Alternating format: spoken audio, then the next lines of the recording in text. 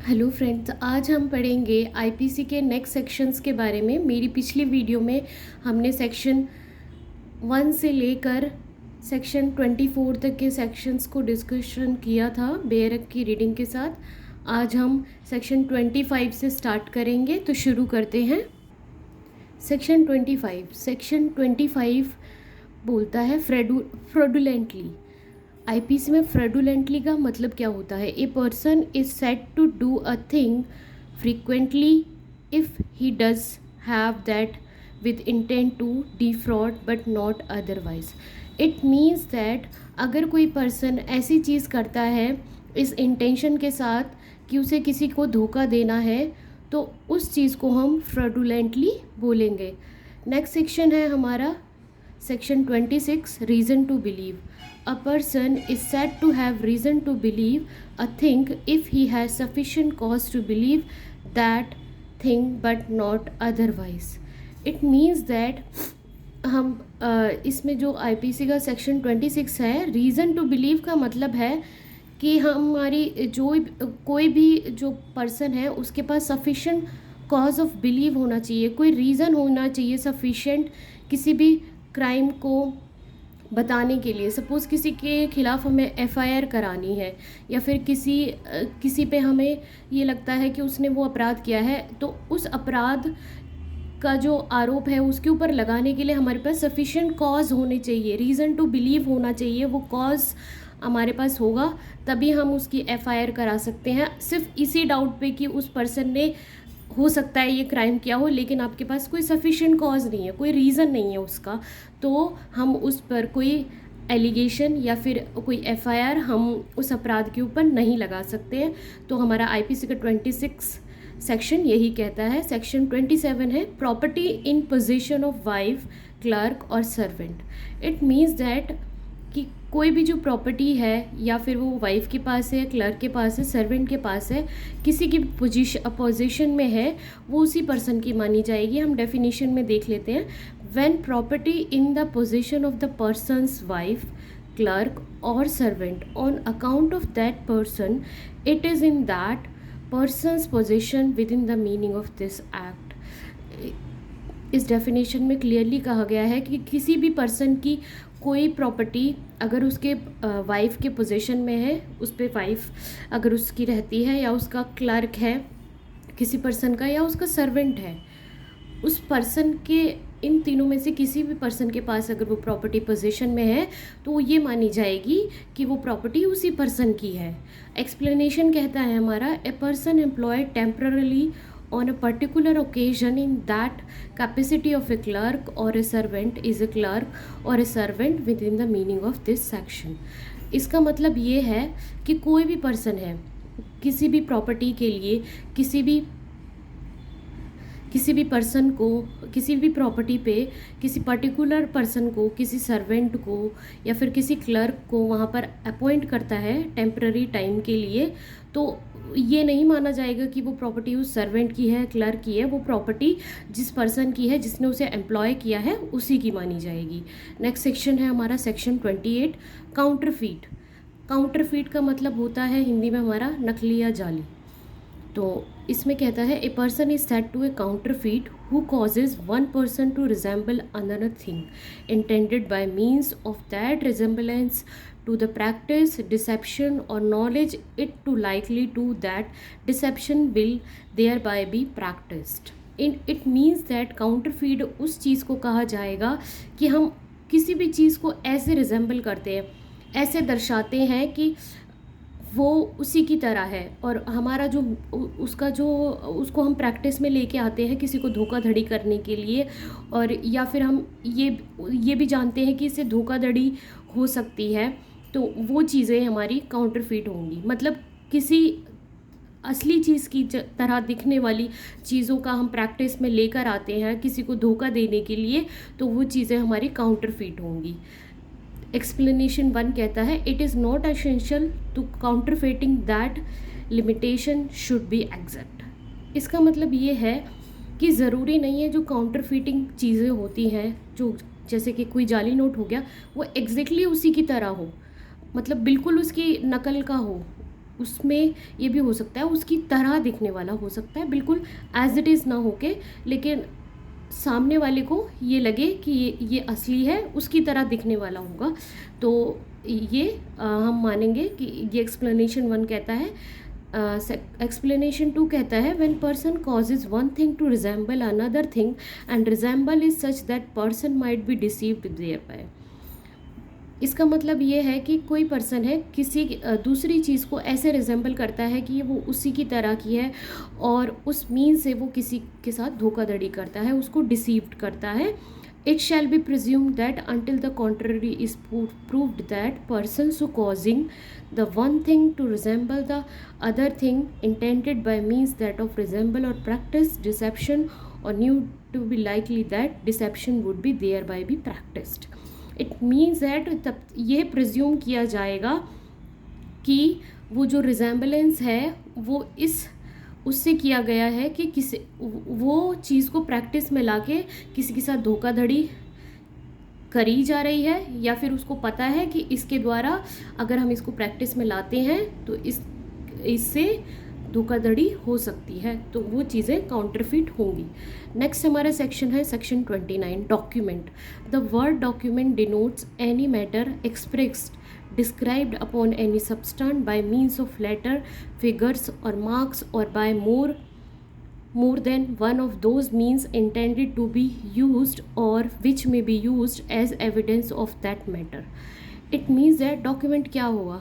document हमारा कोई ऐसा थिंग होगा जो कि एक्सप्रेसली किसी भी सब्सटेंस के ऊपर या तो किसी लेटर के द्वारा उस पर प्रदर्शित होगा, या फिर किसी फिगर के द्वारा, किसी पिक्चर के द्वारा, किसी मार्क के द्वारा अगर कोई डिस्क्राइब करता है उस चीज़ को, तो वो चीज़ डॉक्यूमेंट होगी। वो सब्सटेंस हमारे पेपर भी हो सकता है, हमारा कोई पत्थर भी हो सकता है, हमारा कोई स्टोन हो सकता है, कोई पर्टिकुलर चीज़ हो सकती है जिसके ऊपर लेटर के द्वारा, फिगर्स के द्वारा, मार्क्स के द्वारा वो चीज़ प्रदर्शित की जाएगी। और by one more than intend to be used which may be as a evidence, मतलब वो चीज़ एज ए एविडेंस के तौर पे हम उसको मानेंगे, वो यूज़ में लाई जाएगी। तो ऐसे हम डॉक्यूमेंट, ऐसी चीज़ को हम डॉक्यूमेंट कहेंगे, उसकी एक एविडेंशरी वैल्यू होगी। एक्सप्लेनेशन कहता है it is immaterial by what means or upon substance the letters, figures, marks are formed, or whether the evidence is intended for or may be used in court of justice or not. ये कोई ज़रूरी नहीं है, ये एक immaterial चीज़ है कि कोई भी सब्सटेंस है उस पर लेटर, फिगर्स, मार्क्स की फॉर्म में है। ये इंटेंशन से नहीं है कि वो किसी एविडेंस में माना भी जाएगा कोर्ट ऑफ जस्टिस के द्वारा, और नहीं भी अगर वो उस कोई भी किसी पर्टिकुलरली किसी लेटर की फॉर्म में है, लेटर की फॉर्म में किसी भी सब्सटेंस के ऊपर है, तो we assume that it is a document. Illustration कहता है a writing expression the term of contract which may be used as a evidence of contract is a document. इसका मतलब ये है कि किसी भी कॉन्ट्रैक्ट के अंदर ये एक्सप्रेस की जाती हैं कॉन्ट्रैक्ट की टर्म्स को, तो हम उस कॉन्ट्रैक्ट को एक डॉक्यूमेंट मानेंगे, एक एविडेंसरी वैल्यू के तौर पे। एक cheque upon a banker is also है डॉक्यूमेंट, कि किसी बैंकर ने कोई चेक इशू किया है तो वो भी एक डॉक्यूमेंट है। कोई पावर ऑफ अटर्नी है तो वो भी एक डॉक्यूमेंट है। ए मैप और plan which is intended to be used और which may be used as a evidence is a document. कोई मैप है, कोई प्लान है, उसको हम एक एविडेंस के तौर पे किसी भी चीज़ को दर्शाने के लिए हम इस्तेमाल करेंगे, तो वो एक डॉक्यूमेंट है। ए राइटिंग कंटेनिंग डायरेक्शंस और इंस्ट्रक्शन इज़ ए डॉक्यूमेंट। कोई भी कहीं पे कोई डायरेक्शन दी गई है, किसी भी स्टोन पे लिख के, किसी वॉल पे लिख के, या फिर किसी पेपर पे रख के कहीं पे कोई इंस्ट्रक्शंस दी गई है, तो हम उसे एक डॉक्यूमेंट मानेंगे। अगर किसी ने ऑफिशियली अनाउंस करा है, कोई डायरेक्शंस दी हैं, तो हम उस सब्सटेंस को भी डॉक्यूमेंट मानेंगे। एक्सप्लेनेशन 2 कहता है whatever is express by the means of letter, figures, marks as explained by the mercantile or other usage shall be deemed to be expressed by such letters, figures or marks within the meaning of this section, although same as may be not actually express. इसका मतलब ये है कि अगर कोई भी means है जो लेटर्स, फिगर्स और मार्क्स के उसमें अगर एक्सप्लेन करता है मर्केंटाइल के थ्रू, तो वो चीज़ हमारी डॉक्यूमेंट में आएगी, वो उसे एक्सप्रेसली भी नहीं कहेगी, हम इलस्ट्रेशन के थ्रू समझते हैं इसको, एक्सप्लेनेशन को. A writes his name on the back of a bill of exchange payable to his order. The meaning of endorsement as explain by mercantile use is that the bill said to pay to the holder. The endorsement is a document must be construed in the same manner as if the word pay to the holder or the words to that effect has been written over it. इसका मतलब ये है किसी भी mercantile किसी भी business के लिए अगर किसी ने ये ट्रांजेक्शन किया है कि एक बिल ऑफ एक्सचेंज दिया है किसी को, मतलब किसी भी उसमें कोई बिजनेस को करने के लिए, या फिर उसके एक्सचेंज में एक बिल ऑफ एक्सचेंज दिया है, एक पे ऑर्डर दिया है किसी को, और उस पे ऑर्डर पे वो पीछे साइन करके दे देता है. तो पीछे साइन करके दे देता है तो उसने एक्सप्रेसली वहाँ पे उसका साइन किया है, तो उस एंडोर्समेंट को भी हम डॉक्यूमेंट मानेंगे, क्योंकि उसका मतलब यही होगा कि पे टू द होल्डर. उस साइन का मतलब ये हो जाएगा कि उसने वो होल्डर को दे दिया है, पे कर दिया है. आई होप सो आपको समझ आया होगा. नेक्स्ट सेक्शन हम देखते हैं, section 29A, electronic record. The word electronic record shall have the meaning assigned to them is clause T of the subsection 1 of the section 2 of the information technology act 2000. It means that electronic record का मतलब वही होगा जो कि हमारे clause T के subsection 1 के section 2 में आईटी एक्ट में डिफाइन किया गया है. सेक्शन 30 है हमारा valuable security. The word valuable security denote a document which is purports to be a document whereby any legal right is created, extended, transferred, restricted, extinguished or released, or whereby any person acknowledges that he lies under the legal liability or has not a certain legal right. Valuable security क्या होती है? Valuable security denote करेगा हमारा ऐसा कोई document जो किसी को लीगल राइट क्रिएट करता है किसी भी चीज़ का, उसको ट्रांसफ़र करने के लिए, उसको रेस्ट्रिक्ट करने के लिए या उसको रिलीज़ करने के लिए उसको कोई पावर दे रहा है, ऐसा कोई डॉक्यूमेंट है तो वो वैल्यूएबल सिक्योरिटी के उसमें आ जाएगा. और उस पर्सन को एक्नॉलेज करता है कि वो उसकी लीगल लाइबिलिटी है उस डॉक्यूमेंट को लेके, और तो उस डॉक्यूमेंट को हम वैल्यूएबल सिक्योरिटी कहेंगे. इलस्ट्रेशन में है हमारा a writes his name on the back of a bill of exchange. As effect of this endorsement is transfer the right to the bill to any person who may become the lawful holder of it. Endorsement is a valuable security. It means that कि कोई भी bill of exchange के लिए कोई endorsement का document है तो वो जो ट्रांसफ़र का राइट है वो अगर लॉफुली होल्डर को दे देता है साइन करके, तो वो जो डॉक्यूमेंट होगा हमारा बिल ऑफ एक्सचेंज, तो वो हमारा उसके लिए होल्डर के लिए वो वैल्यूएबल सिक्योरिटी हो जाएगा, क्योंकि उसकी कोई वैल्यू होगी, उसको वो राइट दे रहा है उसको पेमेंट करने का, मतलब वो जो अमाउंट है वो एक सिक्योरिटी उस डॉक्यूमेंट में है तो वो वैल्यूएबल सिक्योरिटी हो जाएगी. कमेंट्स में हमारा certificates. The certificates which are found as a forged for being admitted in the college should be described as a valuable security. मतलब कोई भी सर्टिफिकेट है अगर वो एडमिशन लेने के लिए इम्पॉर्टेंट डॉक्यूमेंट है तो उसे हम वैल्यूएबल सिक्योरिटी मानेंगे. और इसको हमारे Khan Sahib Kalu Patel versus state of Maharashtra AI 1981 में डिफ़ाइन किया गया था कि किसी भी पर्सन का जो एडमिशन के लिए जो सर्टिफिकेट होता है वो एक वैल्यूएबल सिक्योरिटी है। अगर वो फोर्ज माना जाता है, अगर वो फोर्ज फाउंड होता है तो क्योंकि वो वैल्यूएबल सिक्योरिटी था, उसमें ये डिफाइन किया गया था। नेक्स्ट सेक्शन है हमारा section 31, a will. The word will denotes any testamentary document. Will क्या होगी हमारी, ये हमारा एक टेस्टामेंट्री डॉक्यूमेंट होता है जो कि हमें पावर देता है किसी भी चीज़ को किसी को हैंड ओवर करने के लिए।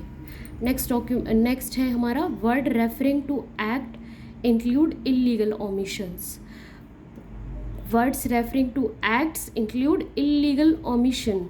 Every part of this code except where the contrary intention appears from the context word which refers to acts done extend also to illegal omission।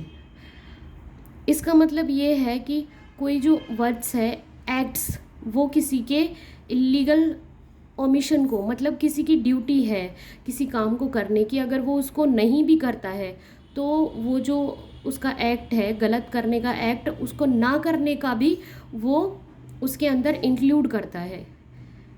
मतलब इसका मतलब ये है कि अगर कोई पुलिस ऑफिसर है, वो ड्यूटी बाउंड है कि उसको अपराधी को पकड़ना है। अगर उसके सामने कोई गुनाह हो रहा है और अगर वो उसको नहीं पकड़ता है क्योंकि ये उसकी ड्यूटी थी, तो वो इलीगल ओमिशन, उसके एक्ट्स की, इलीगल एक्ट्स की डेफिनेशन में यहाँ पर हमारे आईपीसी में आएगा। कमेंट्स में हमारा कहता है attempt to murder is a illegal omission. इसमें एक केस लॉ के द्वारा हमारा इसमें डिफाइन किया गया है। The appellant and his wife relation were strained, she was deliberately starved and was not allowed to leave the house and only sometimes a morsel of bread or grass husk mixed in a water after 5 or 6 days used to given. One day, availing the opportunity, she went out of the house and managed to reach to the hospital where doctor found her condition critical and informed the police. She was held by the Supreme Court that the appellant husband liable under section 307 for attempt to commit murder of his wife by deliberately and systematically starving her for days together by depriving her of the food necessary for human existence. The act amounts to intention act of attempts to the murder।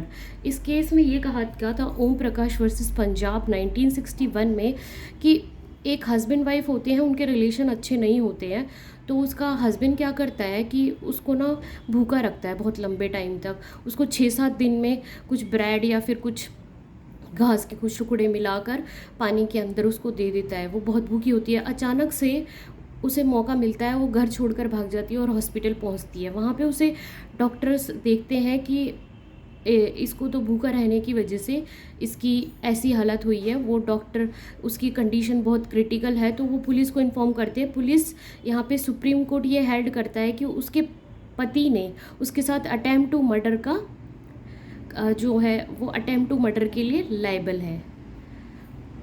तो यहाँ पे हमारा जो section 32 है, इस section इस जो हमारा जो इलस्ट्रेशन जो हमारा केस लॉ है, इससे आपको समझ आ गया होगा कि अगर हमारे कुछ ऐसे एक्ट्स होते हैं जो हमारे ड्यूटी बाउंड है, वहाँ पे हमारा जो इलीगल ओमिशन है तो वो भी हमारा एक्ट्स में काउंट होगा।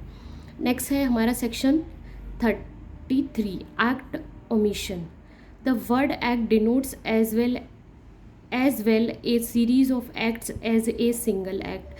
The word omission denotes a series of omissions as a single omission. It means that अगर कोई वर्ड है एक्ट तो वो सीरीज ऑफ एक्ट्स को एक सिंगल एक्ट भी मानेगा, और कोई वर्ड ओमिशन है तो वो सीरीज ऑफ ओमिशंस को भी एक सिंगल ओमिशन मानेगा।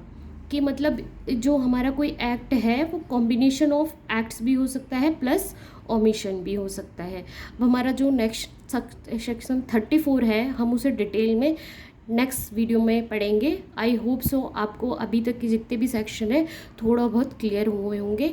अगर आपको मेरा एक्सप्लेनेशन अच्छा लगा हो तो मेरी वीडियो को लाइक कीजिए, शेयर कीजिए। Thank you.